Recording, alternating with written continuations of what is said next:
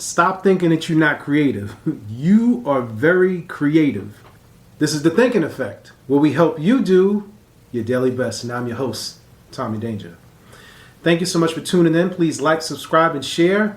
I hope you guys have been enjoying the little quick 5-minute podcast.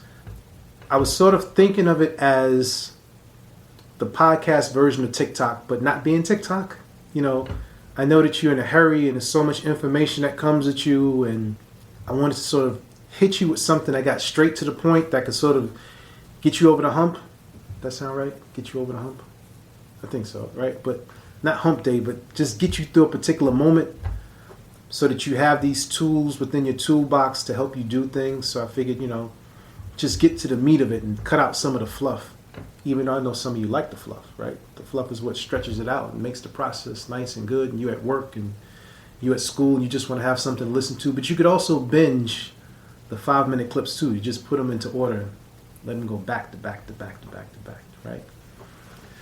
I want to talk to you till you feel like, oh man, like I'm not creative. You are creative.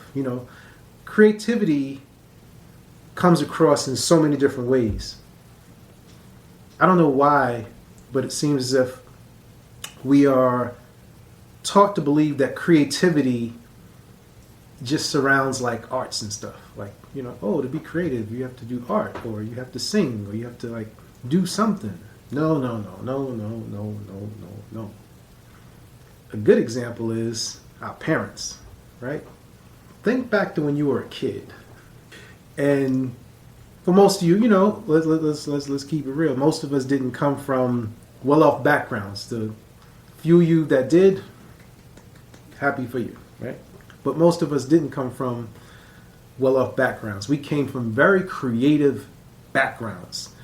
Think about how your moms would make something in the kitchen out of nothing pretty much. It'll just be like some potatoes, I don't know, some chicken broth, some beef. Like, it may sound like beef stew, but it ain't beef stew. But they always find a way just to mix stuff together and stretch a pot. That's being creative. Here's another thing, right? Food, we can go on different ways. There's some of us that used to have syrup sandwiches. You have syrup sandwich, you imagine that it was something else, right? Or you didn't have, the meat to put on the bread, so you had to have like a wish sandwich. You just put like a piece of lettuce and some mayonnaise and you wish it was something else. Or for those of us that used to have that block cheese when the government was so nice to us at one time, and they would give us that block cheese and we have to try and cut it because we didn't have like the meat slicer that was inside the deli, so you try to cut it. When you try to melt it, like it would never melt. It would just stay thick and everything in the bread. But you would imagine like it's like pizza. That's creative. That's your creativity. That was your creativity being tested. It comes out in many different ways. When your parents couldn't afford to pay those bills, and they say, Ralph and Peter to pay Paul, they short pay one bill to make another. That's being creative. We always had to be creative. You're always creative. You're just looking at it as this stuff right here. I got to get on camera. The camera is not really the creativity. The creative part is what you put in front of the camera. And your story alone is creative. You ain't got to be super animated. You just got to talk.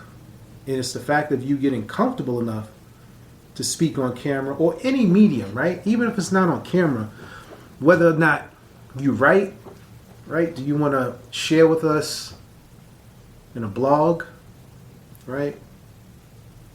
Or do you want to repurpose other videos? Do you just find other cool things that you find interesting and you want to start a page with that? You don't have to do that. These are just examples. I'm trying to help you understand that your creativity comes from life and being in situations to where you want to make it better most of the time. Or the most creative things is when you're about to get in trouble and you don't want to be in trouble, you find a creative way to get out of it. Plenty of times you try to talk yourself out of that ticket. Or, here's an even better one. Let's use some real life examples.